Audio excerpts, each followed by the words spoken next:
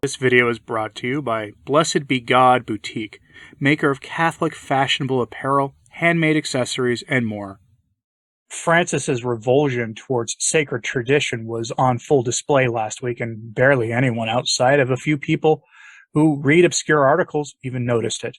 His antipathy took the form of being extremely dismissive to a group of pilgrims who had walked a great distance to see him personally, and in the form of his being rather dismissive of pious, powerful devotions, and through a distortion of the book of Job, he rejects an understanding of that book that had been the norm for the church throughout its entire history.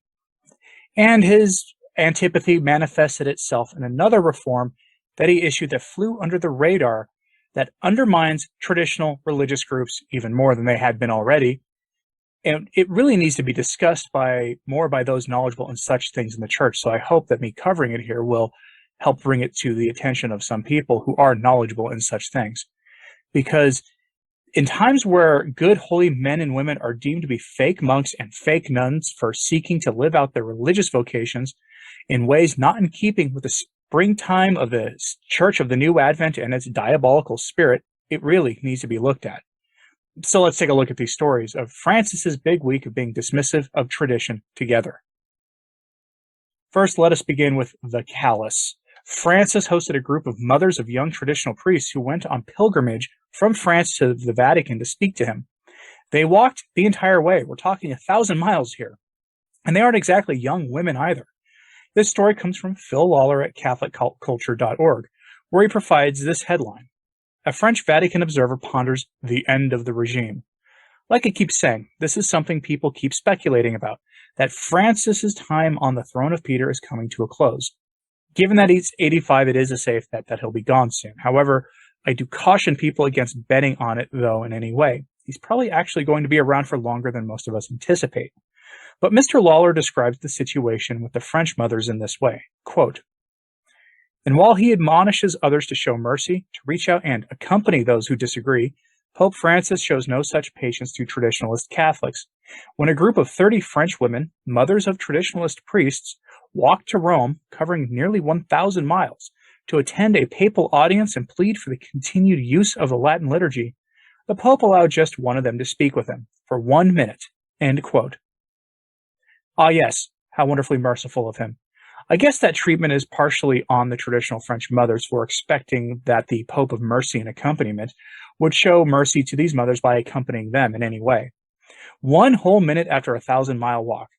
Ponder that one for a while. Take all the time you need. There really is no excuse for such treatment.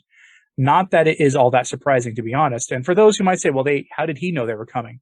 This story was out there for a long time, being widely reported that they were on pilgrimage to go see him. He knew they were coming. But, Francis has a penchant for dramatically dismissing those he simply doesn't care for. And in this case, traditionalist priests, and I guess their mothers, fit the bill. And that brings us to this. Francis had some wonderful, meaning terrible, words about Catholic prayer and our relationship with God. From the Catholic News Agency, we get this headline. Pope Francis, God is not afraid of our prayer of protest. Afraid's an interesting word, given that I doubt God is afraid of much of anything. And protest is an equally interesting word. It's a very loaded word in this age of political idolatry, that he can't have used it unintentionally. Francis wants us to rail against God. That's always struck me as a bad idea, by the way, since such railing against God, it seems to me to be rooted in the first deadly sin, at least in my own understanding of it. At the core of his argument is the notion that we must be emotional in our faith and in our relationship with God. Quote, Pope Francis urged Catholics on Wednesday to feel free to protest spontaneously to God when faced with suffering and injustice. Reflecting on the book of Job in his general audience address in St. Peter's Square on May 18th, the Pope said that, quote, God is not afraid of our prayer of protest. Sometimes I meet people who approach me and say, but Father, I protested against God because I have this and that problem. But friend, that protesting is a way to pray when it is done like that, he said. When young people object against their parents, it is a way of attracting their attention and asking that they take care of them. If you have some wound in your heart, some pain, and you want to object even to God. God will listen to you. God is a father. God is not afraid of our prayer of protest. No, God understands. But be free. Be free in your prayer. Don't imprison your prayer with preconceived paradigms. End quote. The thing about the book of Job is this. The story of Job is the story of perseverance and total surrender to the will of God, despite suffering whatever torments God and the devil can throw at you. It's kind of the point of Job. Job is put to the test and he submits to God. The accepted point of that whole book is this. The book of Job teaches that Satan cannot bring material and physical woe upon us unless it is with God's permission. God has power over even what Satan can and cannot do, regardless of his own thoughts in the matter. It is beyond our human ability to understand the whys behind all the suffering in the world, and honestly, we shouldn't try to understand the why behind all suffering, since later Christ teaches us what to do in the face of evils in the world. We just need to know that the wicked will receive their just recompense. We cannot always blame suffering and sin on our lifestyles, as God allows suffering in our lives to purify, test, teach, and strengthen the soul. There are saintly, wealthy people, and there are absolutely wretched, sinful people in poverty. God remains enough, and he deserves the requests, our love, and praise in all circumstances of life. That's the short version, anyway, of the takeaway from Job.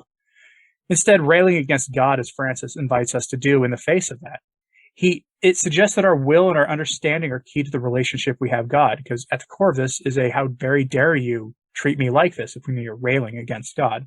It's a remarkably myopic statement to make when you promote a false gospel of the world and the worldly. You're going to have a warped understanding of one of the key texts of the Old Testament. Now, all sources are linked in today's show notes at the newly remodeled and revamped returntotradition.org. That's the name of this podcast or channel with a .org at the end. Simply look for the post with the same title as this episode, and you'll find all the sources linked there. It's a good backup place to follow Return to Tradition, since our hosts aren't really recommending my videos to as many people as they used to, which isn't that surprising. But this brings me to the Francis's anti-tradition reform, or the latest in a string of anti-tradition reforms. Again, this flew under the radar because most people will not get the impact this has on religious communities it aims to reform, mostly because it's not an eye-catching story. From cath.net, we get this headline: Vatican Decree. Clerical orders can also appoint lay people as leaders. Okay, so what's the big deal, right? Well, remember how Francis ruled that lay people can be put in charge of Vatican dicasteries now, and how that points to laity being able to be put in charge of even dioceses. This is the same kind of thing. Most religious orders say explicitly in their constitutions that laity cannot be put in charge of a religious order or community. Even a lay member of the community, like a Third Order Franciscan, cannot be put in charge of a Franciscan community. That it must be a member of the religious community itself who becomes the Mother Superior, the Prior, the Abbot, Abbess, or whatever the particular title is. But not anymore. From the article, quote, religious communities of the Catholic Church, which have so far only been led by clerics, can in exceptional cases in future also appoint lay people as superiors of an institution. A corresponding exemption from the Pope was published on Wednesday by the Vatican. According to this, the heads of a religious house, a province, or an entire community can also appoint lay brothers as superiors in exceptional cases, provided that the respective leadership team has decided to do so. The Vatican Order Authority in Rome must also agree to each individual decision. According to canon law, canon 588, subsection 2, an institute of consecrated life or a society of apostolic life is considered clerical when its founder has determined that the community will be governed by a priest who as such exercises the consecration, and the institute is recognized as clerical by the competent ecclesiastical authority. In view of the vocation crisis in religious communities, which mainly affects lay brothers, it is questionable how often the new regulation can actually be used. Religious per se are neither clergy nor laity, which is why they are often referred to as the third estate in the Catholic Church. Catholic communities, on the other hand, can be clerical or lay according to canon law. End quote.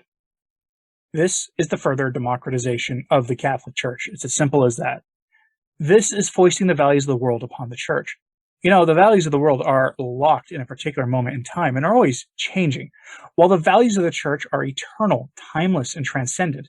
Now we see a leveling up of the laity, where they can be put in charge of communities that include priests if the circumstances are correct. And folks, most male religious orders are in such bad shape that the circumstances are there for a lot of them. And think about that for a moment. It's an inversion of the relationship between laity and the ordained. And as I've said before, inversion is diabolical in nature. The Church is not a level organization where everyone is equal in standing. The Church is hierarchical in nature. It's hierarchical by design. We should accept that. We'll be happier if we accept that instead of trying to make the church look like a municipal office where we decide by popular assent who rules over us. Christ established the church in a certain way with reasons that fit heaven's peace plan. It may not fit our ideas about what things should look like, but Christ knows better than we do, and he certainly knows better than this generation of bishops who are time-locked in the late 1960s mindset. Before I close, I want to bring these words of Pope St. Pius X to your attention. St. Pius X was the pontiff who dedicated his papacy to the battling of the modernists and was nearly successful in banishing them forever. He did this battle at the early 20th century. He promulgated the famous Oath Against Modernism, which I've featured here in the past. Here he describes something that is applicable to what we've discussed, or the core underlying value of what we discussed today, which is the bringing of the church into the modern world. Again, a new direction for the church. Again, Pius X condemns that as a pernicious error. Quote, "It is impossible to approve in Catholic publications of a style inspired by unsound novelty, which seems to deride the piety of the faithful and dwells on the introduction of a new order of Christian life, on new directions of the church, on new aspirations of the modern soul, on a new vocation for the clergy, on a new Christian civilization." End quote. He was obviously talking about the modernist agitation happening in various Catholic newspapers and magazines at the dawn of the 20th century, but its main sentiment is applicable to everything in the church today.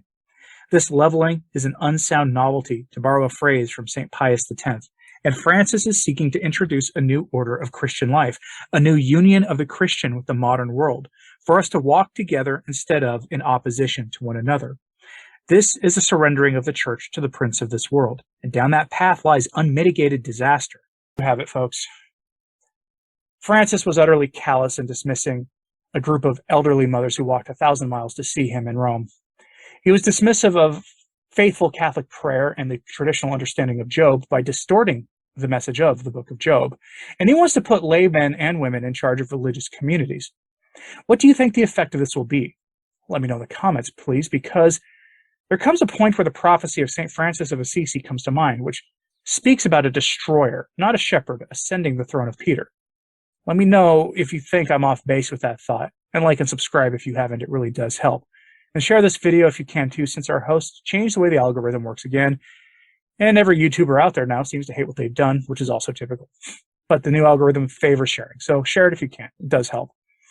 And as always, pray for the church. I'm Anthony Stine. Ave Maria.